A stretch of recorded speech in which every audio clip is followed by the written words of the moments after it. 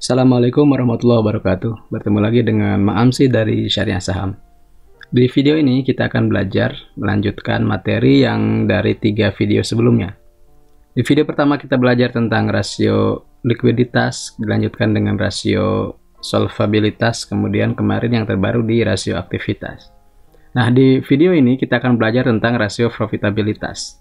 Tapi karena rasio ini lumayan banyak, jadi kita bagi menjadi 2 video ya teman-teman. Jadi pertama kita bicara tentang margin keuntungan atau margin laba. Nanti di video berikutnya kita belajar tentang imbal hasil atau return.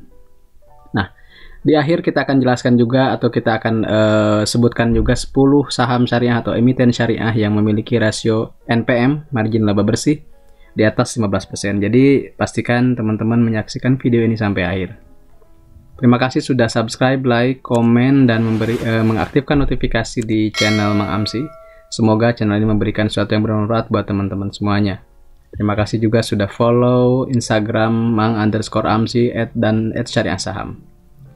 Oke, kita mulai bahwa materi dari berkas ya, belajar rasio keuangan saham, merupakan satu domain atau satu sub bagian dalam pembahasan analisis fundamental, di mana fundamental analysis ini merupakan langkah pertama dari strategi syariah saham dalam menganalisis saham syariah, yaitu FATAMA, Fundamental Analysis, Technical Analysis, dan Money Management. Nah, ini sudah kita jelaskan, nanti belajar technical mungkin sama Kang Adi, dan Money Management sama Kang Evan. Nah, sebelum kita mulai menghitung rasio, kita harus punya data mentahnya, yaitu laporan keuangan dari satu perusahaan. Nah, kita ambil di berkas ini laporan dari Sido Muncul, yang paling mudah dihitung karena masih sederhana ya gitu. Kemudian di sini juga kita lihat ada neraca, laporan laba rugi, dan arus kas. Kalau teman-teman lihat di laporan guntingan clipping koran seperti ini, maka teman-teman cek aset ya, kemudian liabilitas, kemudian ekuitas, bandingkan ini harus sama ya jumlahnya, kemudian laporan laba rugi dan laporan arus kas. Jadi ada neraca, laba rugi, dan arus kas. Di laba rugi kita lihat ada penjualan, laba bruto, laba usaha, laba sebelum pajak, kemudian juga ada laba bersih per saham atau laba bersih yang dibagikan ke pemilik entitas induk. Terakhir ada arus kas operasional, arus kas investasi, dan arus kas financing atau pendanaan.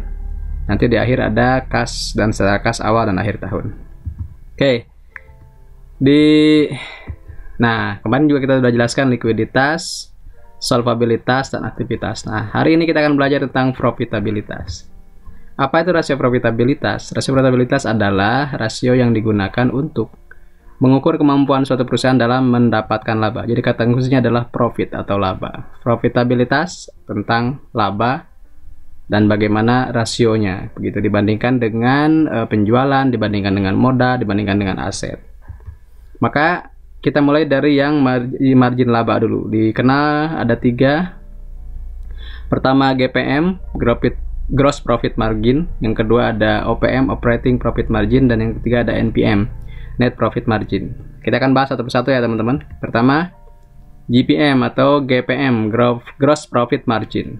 Definisinya adalah perbandingan antara laba kotor yang dihasilkan perusahaan dengan tingkat penjualan yang dicapai dalam periode yang sama. Jadi kita bandingkan antara laba kotor dengan penjualan di periode yang kita cek. Misalnya gini, periodenya 3 kuartal 2020, maka dilihat dari penjualan sampai 9 bulan dan juga laba kotor sampai 9 bulan. Logikanya semakin besar rasionya, semakin baik kondisi keuangan perusahaan. Seperti itu ya. Ini rumusnya, teman-teman, gampang sekali. Laba kotor dibagi oleh total sales, maka nanti muncul rasionya. Langsung kita praktek ya. Kita pakai Sido Muncul. Teman-teman harus punya laporan keuangan, gampang, tinggal download. Silakan cek di link di deskripsi cara mengunduh laporan keuangan seperti apa. Kita lihat di situ penjualannya 2,26 triliun dan laba kotornya 1,22 triliun. Jadi kita lihat di sini 1,22 triliun penjualannya, laba kotornya penjualannya 2,26 triliun. Maka rasio GPM-nya atau rasio laba kotornya adalah sekitar 53,98% atau 54% ya kalau kita bulatkan. Itu yang pertama ya. Sekarang yang kedua adalah Operating Profit Margin atau perbandingan antara laba usaha. Nah, kata kuncinya adalah laba usaha. dibandingkan dengan penjualan. Nah, seperti yang kita bahas dari awal, yang namanya rasio itu pasti membandingkan dua variabel. Nah, di sini variabelnya adalah laba usaha dengan penjualan. Semakin besar semakin baik. Oke, kita kita cek rumusnya. Operating profit margin atau operating margin formula adalah laba usaha maksud saya dibagi penjualan bersih dikali 100%. Maka kita berikan contoh. Sudah muncul lagi, penjualannya 2,26 triliun, laba usahanya 786 miliar. Seperti ini ya teman-teman. Maka hasilnya 34,78 untuk rasio laba usahanya. Jadi teman-teman boleh cek lagi, nanti hitungan saya mungkin keliru, teman-teman boleh betulkan. Nah, terakhir di video ini kita akan bahas tentang NPM atau net profit margin atau margin laba bersih, yaitu mengukur laba bersih yang dihasilkan oleh setiap Rp1 penjualan dan mengukur seluruh efisiensi baik produksi, administrasi, pemasaran, dan yang lainnya. Jadi ini laba bersih yang sudah dipotong beban administrasi, beban lain-lain, kemudian beban pajak, bunga, dan yang lainnya seperti itu, maka itu menjadi laba bersih. Nah, ini rumus sederhananya, laba bersih dibagi total penjualan, itulah NPM. Kita ambil lagi, sudah muncul, teman-teman cek nanti di halaman yang ada kata kuncinya laba periode berjalan yang dapat diatribusikan kepada pemilik entitas induk. Nah, ini karena ada di beberapa perusahaan yang dibagi menjadi ada kepentingan pengendali dan pemilik entitas induk.